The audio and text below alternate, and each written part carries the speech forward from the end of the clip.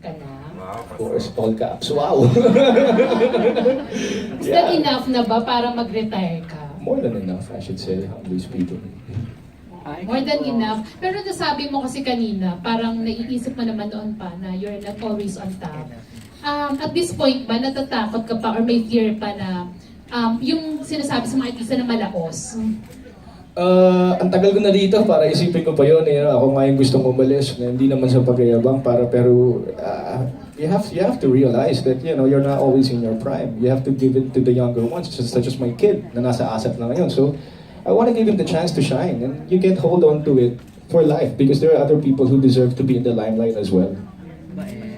So may naiisip kang fallback aside from being a Marami. missionary? Marami. Like Business. business? My family is into real estate, so I want to focus on that more. And of course, I enjoy sports so much. I was hoping I could do a full marathon before I turned 40. And hopefully I can do that because that's all I did in Europe. I would run every day. So if I had the chance, I'd do it and probably do the full Ironman.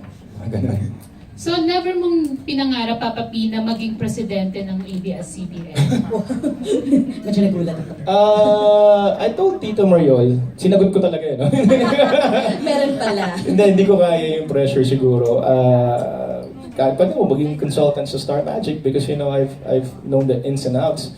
Pero to do a desk job, hindi ko kaya mag-office. I'm a nomad. I'm a constant traveler. So hindi ko kaya mag-take on ng isang job na gano'n malaki yung responsibility. Okay. Yung last question ka na lang. Since ang yaman-yaman mo na, Sobrang kahit hindi mo aminin sa amin, and sabi mo naman, darating yung time na magkakaroon ka ng family, do you believe in prenuptial agreement? I'll cross the bridge when we get there. I don't know how it goes. Kasi sometimes nakaka-offend din yung sa bawat isa. But when you talk about love, you don't talk about that. So I'll just cross the bridge when I get there. So depende kung gaano mo kamahal ang girl, ganun ba yun? All in naman yun eh. All in naman yun. Siguro at that time, hindi mo naiisipin yung divorce. So, sana mutual, di ba? Kung ano man yung mapag-agreean, hindi ako naniniwala sa prenup. But I just find it offensive, personally. But if that's gonna be the case, then kung pilitin ako ng nanay ko, magiging asawa ko, di ba? I'll know by then. Paano kung yung girl ang humingi ng prenup? Eh di chamba. Ano yung chamba? Di bonus. Okay lang sa'yo. Oo naman.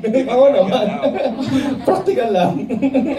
Okay, thank you, Papa Thank you, P. Janice. One last question. Okay po.